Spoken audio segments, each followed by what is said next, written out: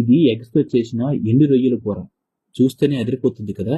మీరు కూడా మేము చేసినట్టు చేసి చూడండి, చాలా బాగుంటుంది. ఎండు రొయ్యలను చిన్న ఫ్లేమ్ లో వేపుకోవడం మర్చిపోవద్దు, ఎందుకంటే అవి చాలా రోజులుగా ఎండలో స్నానం చేయకుండా ఉండిపోయాయి కాబట్టి. అలానే గుడ్లను నూనెలో వేపుకోండి, తుల్లకుండా. ఎంత బాగా డీప్ ఫ్రై అయితే గుడ్లు అంత టేస్టీగా ఉంటాయి. చాలా నిదానంగా వేపుకోండి. ఏ కూరలో అయినా రుచికి ఉల్లిపాయలు ఉండాలి, అలానే పచ్చిమిర్చి కూడా. ఖాళీగా ఉంచుకోకుండా గరిటెని అటు ఇటు తిప్పుతూ ఉండండి. అల్లం వెల్లుల్లి పేస్ట్, టమాటా వేసుకొని ఇంకోసారి తిప్పండి. టమాటాలు వేగినాక ఎండు రొయ్యలు వేసి గరిటెని అటు ఇటు తిప్పి పసుపు, ఉప్పు, కారం, ధనియాల పొడి ఇవన్నీ వేసి కాస్త ఇలా వేపి వెంటనే నీరు పోసి మగ్గించండి. అదే నీటిలో గుడ్లను వేసి ఒక 10-15 నిమిషాలు మూత పెట్టి ఉడికించండి. గుమ్ముగుమ్మలాడే ఎగ్స్ తో ఎండు రొయ్యల కూర రెడీ అయిపోయినట్టే. సబ్స్క్రైబ్